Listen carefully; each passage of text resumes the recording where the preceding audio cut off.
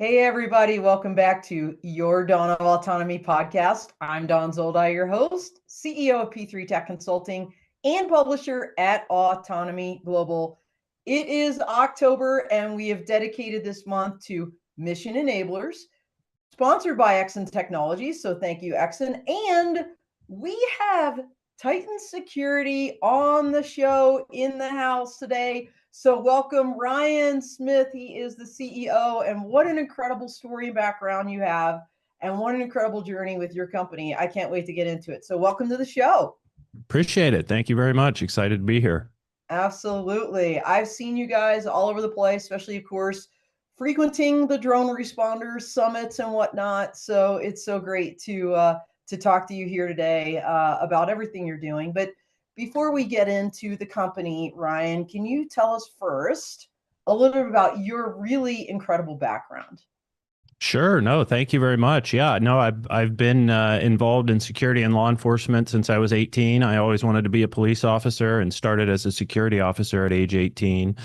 And I also have been flying piston single engine airplanes since I was 14. I had a grandfather that was involved in the FAA and kind of always in my blood. So really exciting for me professionally to put all of those things together, public safety and aviation, and seeing drones come together specifically with beyond visual line of sight and docking stations really helps us to scale that, and it's exciting times. I love it. And, everybody out there, just as someone with Ryan's background normally does, he glossed over several really important things that I was very impressed when I read about your bio. SWAT team veteran. Yeah, that was my my ultimate as a police officer. That was my ultimate dream. So I got to do that a little bit, and certainly enjoyed it. Yeah. And defensive tactics instructor, conceal and carry instructor. I mean, the list goes on, and you've done so many things. Like you said, at some point, drones became part of the picture. Tell me a little bit about that story. Yeah, so when I started as a security officer in what the kids say the late 1900s, now it's adding up. I started in 1996. And what I noticed about the industry at that time was very bifurcated. You were either a integrator or you were a guards, gates, and guns type of person. So it was, one or the other. And as technology has proliferated, these things have come together. And when I started the company, that was kind of the vision. How do we put well-trained security officers, couple them with technology to be efficient and put those things together and blend those things? And that's kind of a common theme for our company. And that's kind of what got me going. And then, that obviously evolves into the drones and that type of thing. But remote guarding with security trailers, mobile surveillance units, monitoring of fixed cameras, and kind of blending those with on-site officers has been our secret sauce.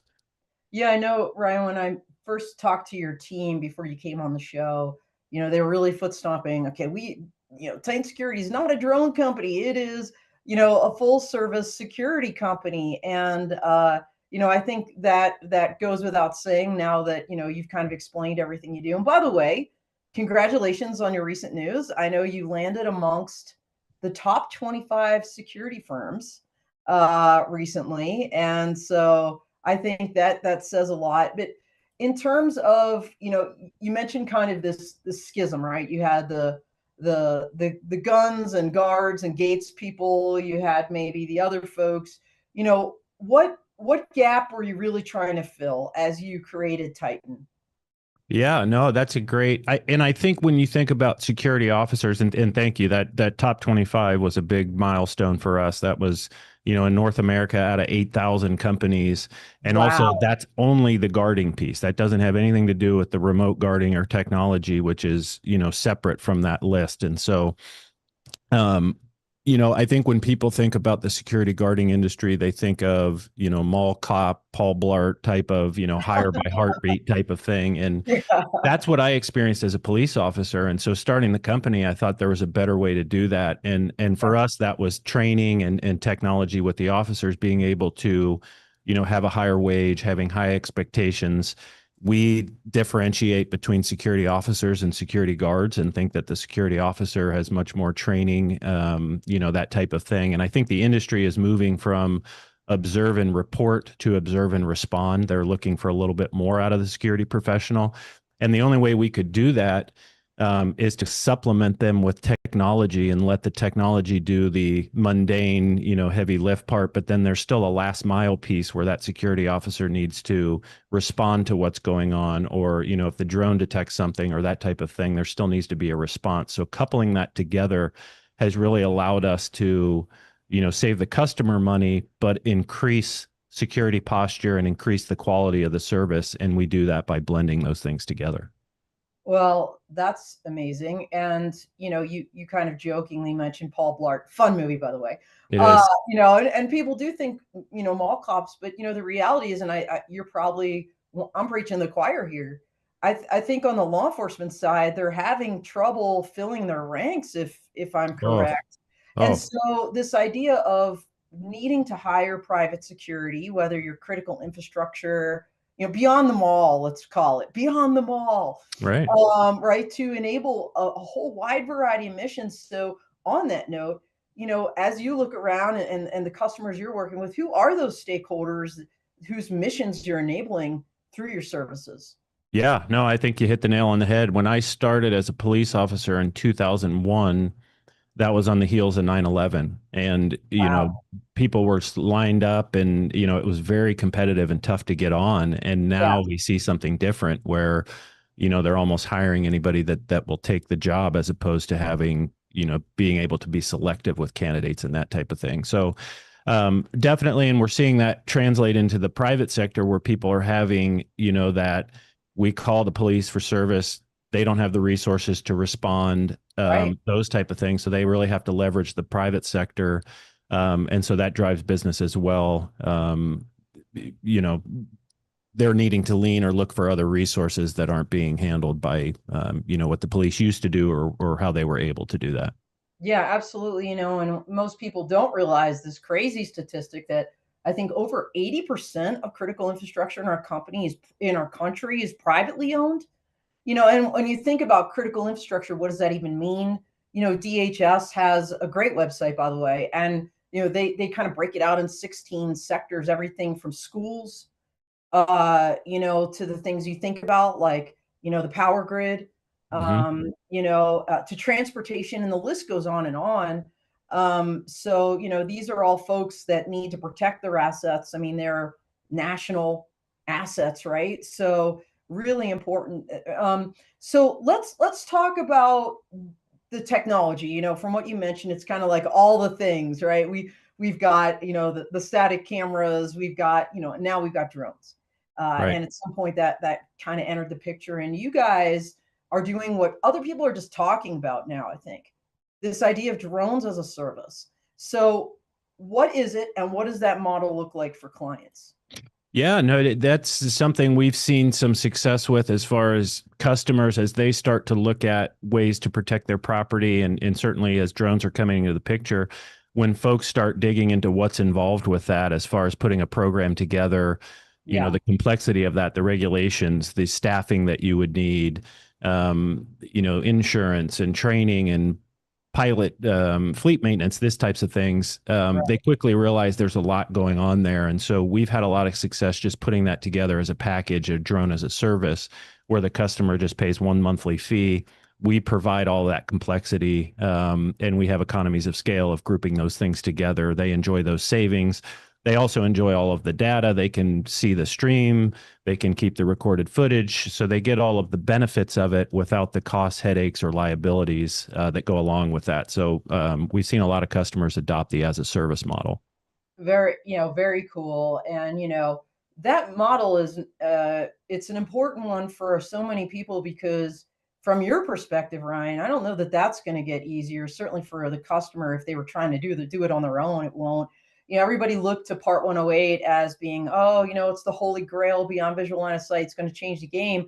But the comments are in. We'll see what happens with them. Of course, we'll see what happens with the government and whatnot. But a lot of people were are concerned on the security side, whether law enforcement or otherwise, that the rule was written more so for those commercial drone delivery people and requiring things like TSA, like level 3 security clearances for anybody that touches anything that's being, I mean, Right. it's just kind of an interesting time. So for your team to take that on, whatever that's going to look like in the end, instead of the individual customer stakeholder, I think is going to be also a great benefit for them. So I'm curious, Ryan, like everybody's talking about DFR, right? Drone as first Mhm. responder. In terms of your drone as a service model, is that something or like an equivalent? Like we all know DFR is like the 911 call comes in and then the drone Mhm. goes out, provides SA, situational awareness. Um, are you doing something kind of equivalent of that in terms of this service model? Or is that something kind of on the whiteboard? No, we do. We call it ARP, and everybody loves their acronyms. And ARP. ARP is Automated Response and Patrol. And Oh, for the our ARP. purposes, and we leave space. We call that automated because we're leaving space for ground-based robots that I think will be part of the equation at some point, and already are, to some degree. Right. But basically, for what we do, the drone serves two purposes. It's either patrolling, looking for suspicious activity or unwanted activity, or it's responding to a triggering event that tells it that there's something that needs to be investigated. So, um, for our purposes, ARP is kind of what the drone does in the security landscape. Okay, the ARP. And in Yeah. terms of uh, other three-letter acronyms, I'm going to throw out DIB, right? Drone in a box. Hmm. Is DIB part also of your automated response patrol model Yeah. as well? Yeah, it's a great. I've been following this whole drone thing since I got my first drone, I think in 2010, 11, somewhere in that piece. And Right. everything that we've needed revolves around beyond visual line of sight. It does not make sense for us to have, a pilot on the ground visual line of sight. We want to augment, supplement or offset the on-site personnel. And now that we're getting a viable path, we got a national, we were the first security company to get a national beyond visual line of sight waiver towards the end of last year, which really allowed us to scale this. And detect and avoid was a piece of that. And so beyond that, once you have beyond visual line of sight, then you need an operations center and you need a docking station. And I think those two things are not getting enough attention. Currently, everybody's focused on the regulation, beyond visual line of sight and that type of thing. But you don't have beyond visual line of sight with either of those two things, the operating center or the docking station. And to Right. your point about Part 108 and delivery and that type of thing, part of our comments to the NPRM was we feel contained operations should be separated from uncontained operations. Flying over people, flying long distance is a much more complex and different than being on private property that's contained, that has almost no risk to the general public. We're flying shielded at 50 feet. We're arguably not even in the airspace. So I think those, regulations should be much different. We Yeah. also, notice too that there is a lack of, and I know the FAA is trying to push ownership of operations to a company or an entity as opposed to individual pilots, which is why they want to have everything automated. Right. But we still need to take manual control for investigatory purposes. If we see something that happens or something we need to maneuver around, we're doing that currently under our waiver and on contained operations, very safely and hopefully continuing to do so. But I think they're very different. And we call it contained operations because I feel like there's several other use cases: agriculture, inspection, construction, these types of things that we feel are very different. So it'll be interesting to see how they navigate through that. Yeah. I mean, all great points. And, drone responders I know had very similar comments as well in terms of, well, look, we need to definitely take over manual control at some point, and yay autonomy, but let's Right. not forget that sometimes it does call for, the operation of the mission does call for some kind of a remote pilot engagement. So Right. great stuff, great stuff. So in terms of what you're doing today, with ARP, drones as a service, how would you say that model reduces security costs compared to traditional methods? Oh man, that's a great question. So the security industry mostly looks at the health of their company by billable hours, right? You put Oh, a that's how we price our service. A customer says, I want to have a security officer from 8 p.m. to 8 a.m. and okay. they are provided an hourly price. There's a lot of waste in that hour. The security officer may patrol around a property once an hour or a half hour, but then, what are they doing in between? They can't cover all sides of the property. So I really think the remote guarding piece, we allow, the technology, the cameras, the drones, the AI do the heavy lifting of sorting through that and then looking for, the signal out of the noise type of thing. And then we raise that needle to the human operator, whether that be in our pilot center where they do an audio intervention or talk down, which is a very powerful deterrent, or whether we're just sending the officer. We have patrol officers that are moving around different properties. And so we can move them to where there's activity as opposed to them just sitting on the site waiting for something to happen. And so we can do that for, as much as 60% reduction in cost. And also, we feel increasing the security efficiency and posture at the property as well. Well, that's great. And these robots, whether drones, whether uh, you know, quad UGVs, like the Spot Dog, etc. They're Mhm. all about just collecting the data, right? Now you use the buzzword of the year, AI. Can Mhm. you tell us? So, how are you leveraging AI then in your process to help with something like what you just mentioned? Yeah, and I think that comes down to too, when we started monitoring fixed cameras, and that's kind of the same thing as the cameras are just recording, but you still need a person or a human in the loop that's going to take that and evaluate and find out whether that needs further action or that type of thing. And I think that still is in play when the drone conversation as well. But Yeah. what we're seeing in video analytics would be able to detect a person or a vehicle, but in certain situations, I heard somebody talk one time about, if you remember the shooting at the MGM in the concert in Las Oh, Vegas. yes. Yeah.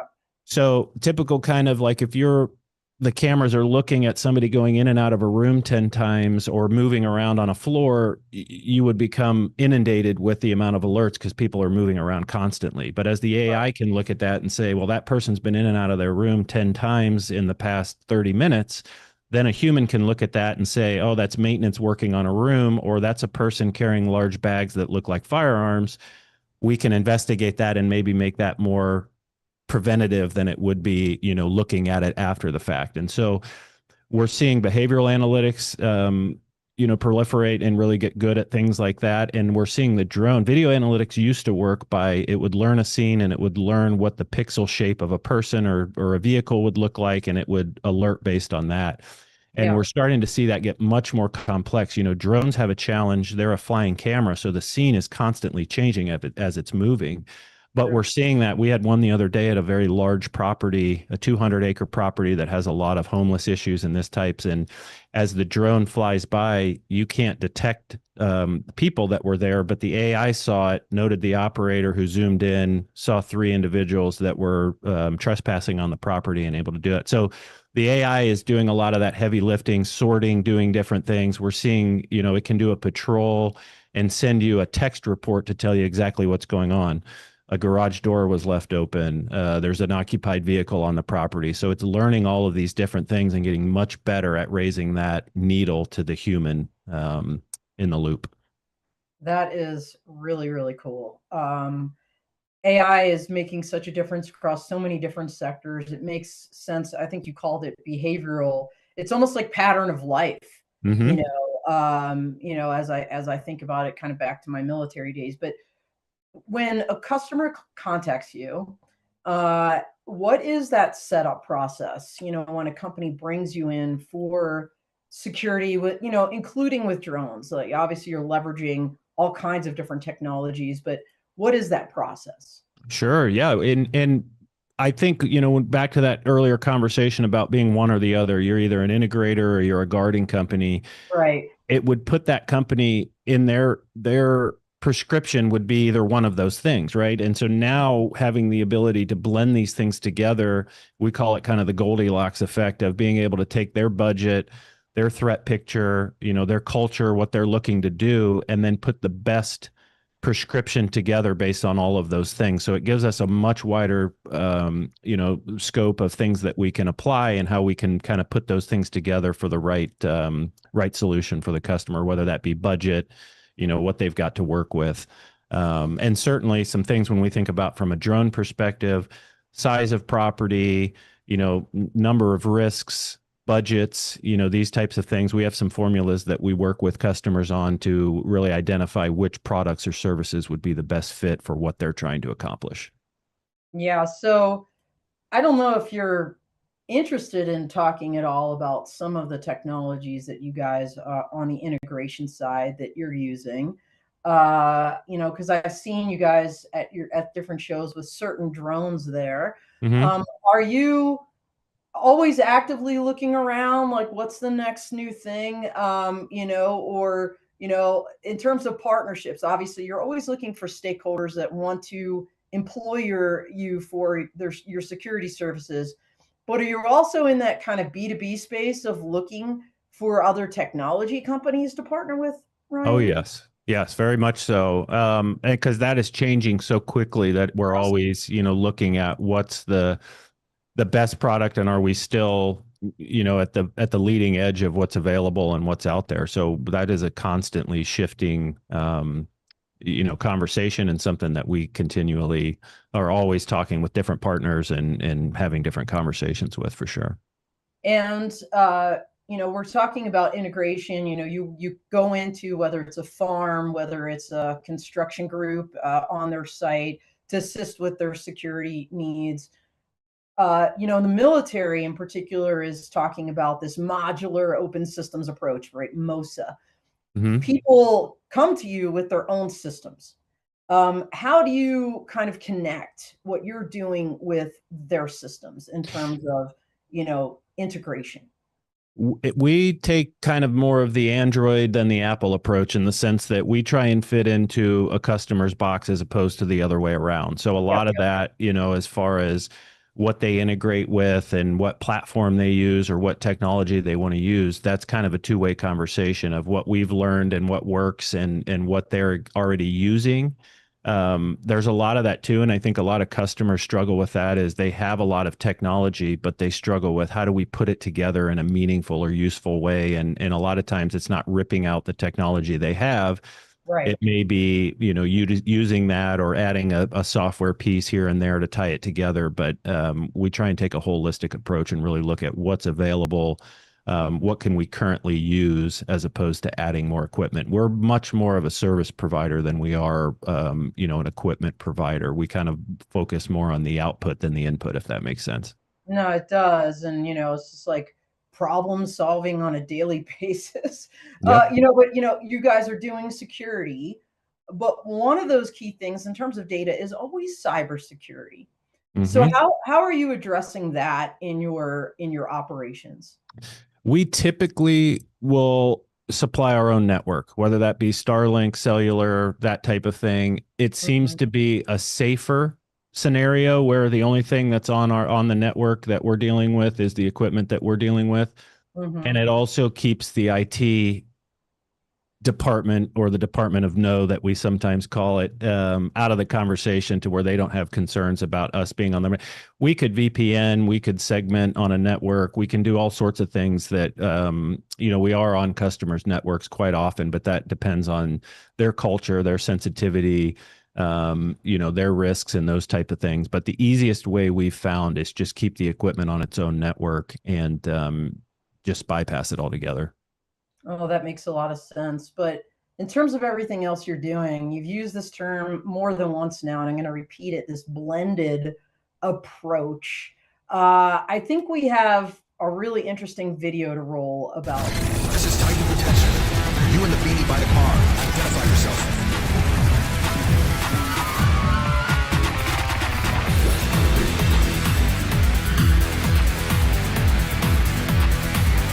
Identify yourself.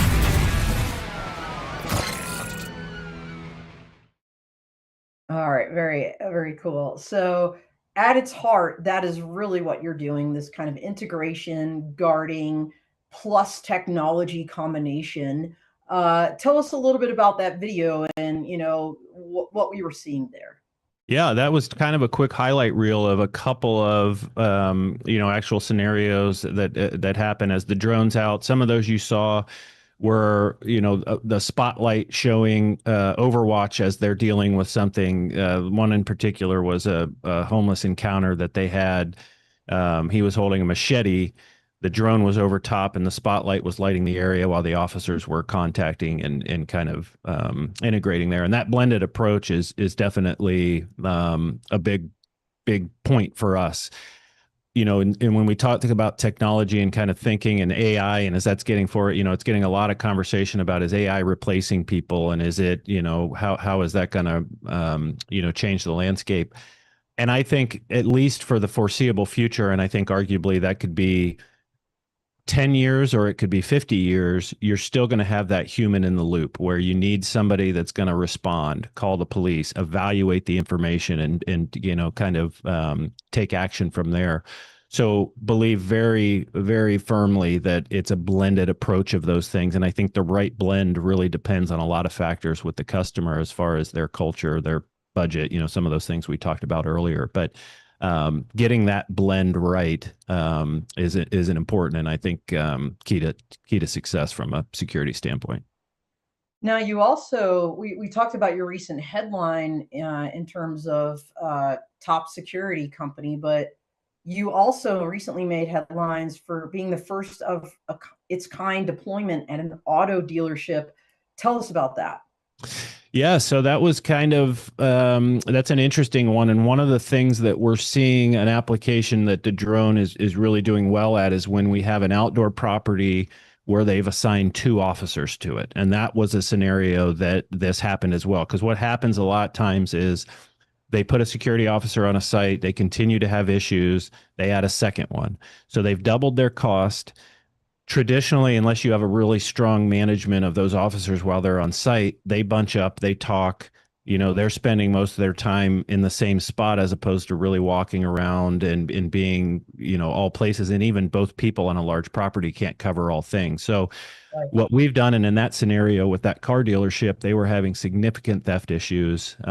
They had 2 officers that were that were assigned to the property, continue to have the issues. When we were talking to them, we suggested one of our officers on the site for that last mile, kind of patrolling, checking gates, interacting with customers or people on the property, and then having the drone also. So we created a virtual perimeter around this property, and it was over a mile long. It's a very large property. And we put thermal radar around so that anytime after hours somebody came on the property, the drone would deploy. We could get eyes over top of it, and then also direct the on-site officer as a resource to interact with that as well. And that's gone very well. The customer, you know, it saved them a considerable amount of money, about $100,000 a year compared to what they were doing with the 2 officers. Yeah. And they were having about 10 incidents per year of stolen autos and different things that were costing them about 6 figures in insurance claims and that type of thing. And within the first couple months, knock on wood, we haven't had any issues. We prevented a theft that was in progress. We've also prevented several as they come onto the property, people that were, you know, trespassing. They could potentially steal cars or that type of thing. We were able to avert them and get them off the property through audio interventions and coordinating with the security officer. So definitely a good use case, and I think a scenario where we were able to increase their security posture but reduce their costs. And that you know, is typically doesn't work that way. Usually you're increasing security coverage and services, you're increasing costs, but this was kind of that rare occasion where we were able to put it all together for them. And again, they have access to the video and everything else, but they just pay a monthly fee of around $6,500 per month. That included the full radar perimeter, the drone, that type of thing, where they were paying around $13,000 for that additional officer. So just for some numbers to consider, that's about what they were paying, but very successful use case. Oh, that's incredible. I think as I'm listening to you, man, the military needs to take a page out of your playbook. And I feel like ARP is like the my brain is not working with all the 3-letter acronyms, Yeah. but drone DFR. Right. ARP is like DFR on steroids because the trigger isn't someone like actively making a phone call into 911. It's something like thermal radar that's just like triggering the technology to deploy. Like, wow. I mean, taking autonomy to the next level in terms of security, what you're doing is incredible. And I think that use case is critically important. And the fact that, like you said, I'm not doing public math here, but at least by half of the cost. Right. Um, so woohoo, good for you. I Right. mean, That's you know, exciting. I don't know about on the battlefield, and I can see where maybe in a deployed scenario like this kind of a system would be useful. But for sure in the homeland CONUS, continental United States, Yeah. all those bases that these military commanders need to be protecting, and how do they do it well? This is, I think, a perfect solution. So really, really cool what you're doing. Hats off to you. This blended approach, leveraging all kinds of technologies, and then keeping those humans in the loop.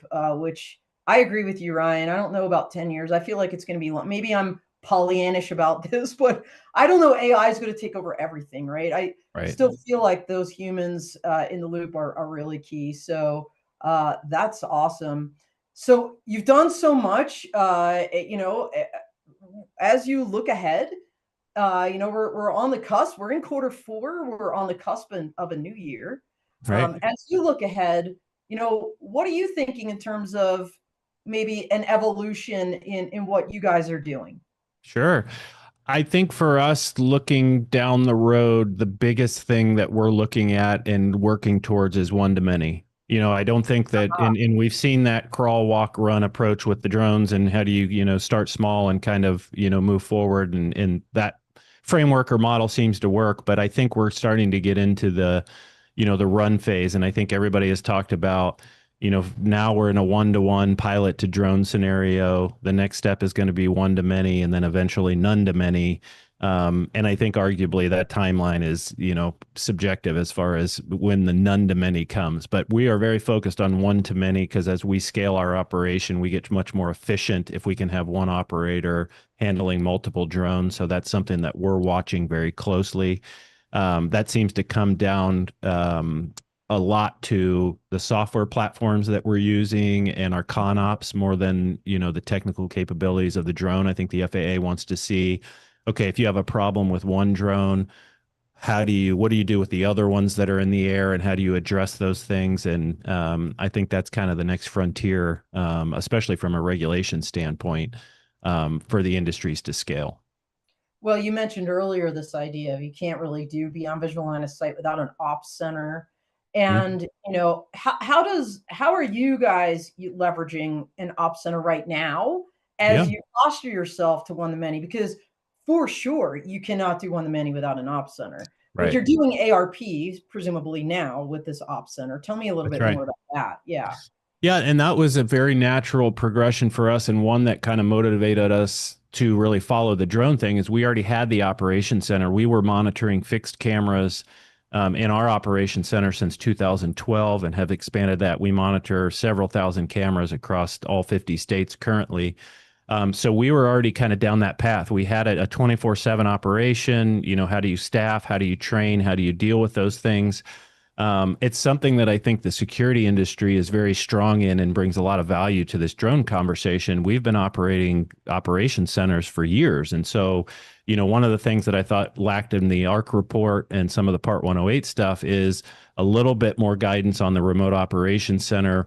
We're 5 Diamond UL listed, meaning that we have, redundancy and internet, power backups. We have contingency plans for disasters. We're in the Midwest in Kansas City, so tornado being a threat. What happens if a tornado takes us down? Mhm. Or we lose power when a drone's in the air. These are things that I think folks need to think through, and it's one side of this equation that's not getting much attention. But that's kind of what naturally led us into that. Staffing, turnover, training, these types of things, equipment needed for that type. These are all things that need to be thought through, and especially too, Most of our operations happen at night. So depending on the use case, somebody's operation center may need to only operate during the day. Ours needs to be 24/7, 365, regardless of weather, holidays, these types of things, and something that we had been doing for years. So kind of came naturally. Okay. All right. Yeah. So just another thing a customer or stakeholder can leverage. So in terms of that, since we have a global audience out there, are you operating beyond the United States, Brian, with your Ryan, with your ops center, or is it mostly focused on U.S.? Currently, mostly focused in U.S. We're having some conversations in Canada, and have had some conversations around some other South American, African countries, but haven't done anything yet. But certainly open to those opportunities. Yeah, I mean, I can in my brain, I'm thinking mining. When you Mining, think yep. Australia, you think Africa, you think the energy sector and all of those things, big up in Canada, of course, and everywhere. So makes sense that you'd be in your the arc of your story, that is the next logical step to go more international. So with the folks listening out there today, who, if you were speaking to them directly, who would be the ones that you would say, hey, you should really consider working with us? Well, for sure, anybody that's got outdoor assets and they're interested in protecting them, that's kind of our bread and butter, whether that be through fixed cameras, mobile surveillance towers, or drones. That's definitely, construction, auto dealerships, transportation, the energy sector, utilities, these types of things have been the customers that we're serving currently. But happy to have that discussion with anybody. Having the in-house or out-house, the operation center is something that, again, you're able to leverage the drone as a service, not having to spin up your own remote operations center, not having to deal with the turnover, the overnight operations, these types of things. But you still get access to all the data. We are doing partnerships with customers that are using our services and still have their own security operations center and just don't want to deal with the piloting side or the liability or these types of things. So happy to have that discussion with anybody that has any interest in that or issues. Especially a lot of times our phone rings after something bad happens. So certainly if anybody's having theft issues or trespassing issues, be happy to help with that. But also would urge folks that to have that discussion before bad things happen and kind of think about their security posture and their picture just holistically. And again, happy to have that discussion with anybody. Yeah, I would think it would save you money to, and that, what do they say? An ounce of prevention is worth a pound of cure. That's right. But you talk quite a bit about the training that you do with your own team, Ryan. Do you also then, say with the blended approach, right? Mhm. Even the auto dealership, as an example, you had one of your people, but they had still at least one of theirs. Do you also then train the other individual on your, let's say, ConOps or concepts of operations or tactics, techniques, and procedures for that interoperability? Sure, and that again would depend on the organization and kind of if they have an in-house team or if they have different stakeholders they would like us to work with. We kind of customize that to their needs. Some people want to be completely hands off and say you guys handle all the dirty work, and other people really want to have a collaborative effort. We train our security officers with a scenario-based system that the instructor can change and put them in a scenario and then have the person on the screen comply or not comply. And sometimes we do that with customers. We may have a security officer at a school or a facility where the front desk has to interact with folks, and we do de-escalation training, different things. We're able to put scenarios in place and kind of tabletop exercises and do. So training is definitely a big part of our DNA and part of the ongoing security relationship with our customers. Okay, that makes sense. And then, especially given your background and given the things that you either prevent or catch in progress, as you talked about that auto theft in progress that you guys were able to help intercept. How I assume you work very routinely with state, local, tribal, territorial police officers as well with these stakeholder companies or organizations you're working with. once that crime has occurred, you're handing things off, I guess, maybe to the locals? Yes, yeah, certainly. That's a big part of our training program is how do we be an advocate and a positive influence when we're interacting with law enforcement, not creating a mess that they have to come clean up. So, we're very focused on gathering information and being evolved enough. It's a balance of not doing too little and not doing too much. And so we spend a lot of that scenario based training is a lot of what we do. But that's a big part of the equation is kind of liaison with the local law enforcement and the folks that are on the ground and coordinating all that together. And especially we're seeing that even more so with drones where they may have some shared, opportunity to use some of those resources or have, some collaboration with some of that is coming up more and more. Well, and again, I don't know if you know that I'm an attorney, and I used to prosecute crimes, at least in the military and as an assistant U.S. attorney. So putting on my attorney hat and the data we talked about that's being collected, I assume that you guys can also create with whatever software you're using reports if needed to hand off, or if there is video footage that's going to be key to a prosecutor in a particular case, that you're able to also work with the company, work with what you have, and the law enforcement to kind of facilitate all of that. Yeah, very much so. And we're seeing a lot of that. One of the things that the drone does well is that ease of sharing information. You can share a video through a link, either a live stream and that benefits the officers as they're arriving, or it may be evidentiary after the fact. So being able to share those and compile those together is also a big part of the equation. All right, And great. privacy, the privacy piece you touched on as well is a big one that I think works both ways. When we were starting to get insurance policies on our fleet, the insurance companies used to be mostly worried about, is the drone going to fall out of the air and hit somebody? And as we've had more and more flights and they're realizing that risk is a lot lower than they anticipated, their focus now is privacy. How are we storing images? How are we making sure that our operators aren't zooming cameras into the property across the street and looking in windows and these types of things? And I think that's a very important part of the equation as we're setting the table, essentially, as this is a new service that's getting out there and these are new tools that are very powerful. We need to make sure that we're doing that in the right way and again, setting the table correctly so that we have the right training, the right audit mechanisms that are in place. Sunflower Labs has a really good, they put a geofence around a property. As the drone's flying around, anything on the outside of that geofence is automatically blurred. So it kind of takes that off of the equation. I think there's some interesting things that can be done from a software perspective, but privacy is definitely a big part of the equation as well.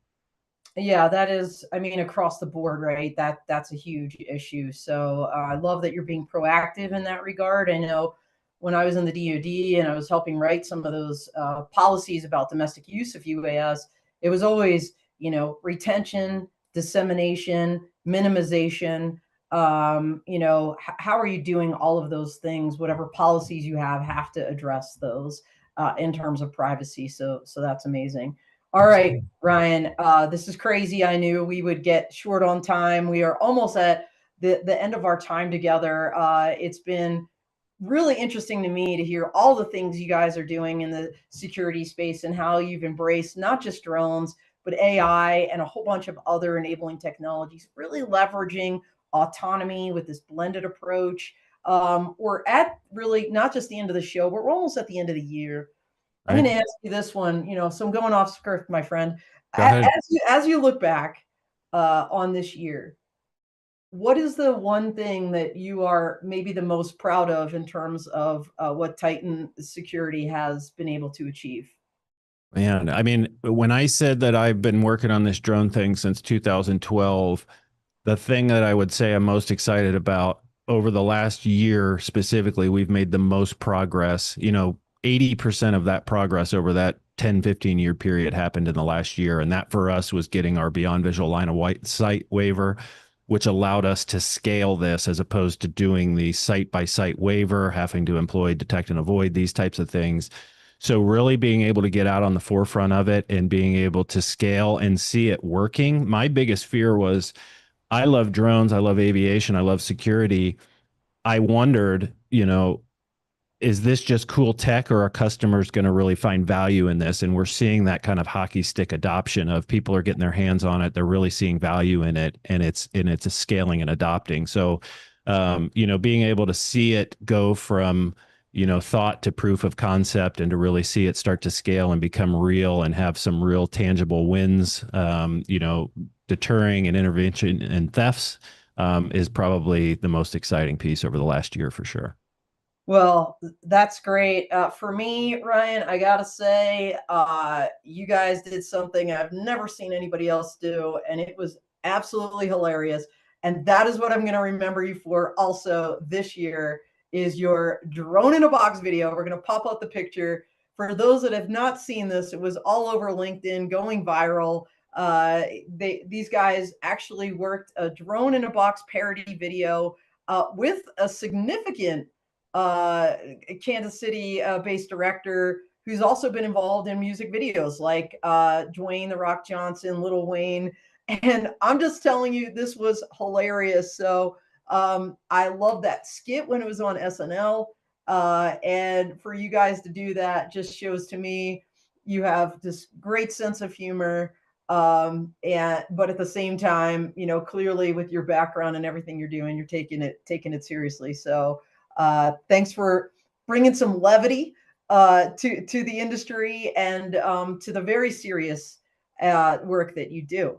Well, no, I appreciate that. And that's that couples in that discussion around the box is a very important component to, this application of beyond visual line of sight. It doesn't happen without the box. And so, looking forward to that expanding and in options expanding as well. But we just wanted to bring some levity and shine a light on that part of it. But I appreciate you saying that. I love it. And boom. So, all right. How can people reach you? How can they learn more and find out? Sure. Yeah. Our website, tpcsecurity.com, is a great resource, as well as LinkedIn, and in our social channels, YouTube, Instagram, Facebook, those types of things, LinkedIn as well. And we're also starting a working group in the security sector that's just working on, standards, training, different resources like that. So anybody that's interested in joining that conversation as well, we have that going on LinkedIn. All right. Well, great. We're going to keep watching. We're going to follow. And thanks for taking the time and telling us all about Titan Security. It's been awesome. So thank you, everybody else out there as well. That's all she wrote. We are out here.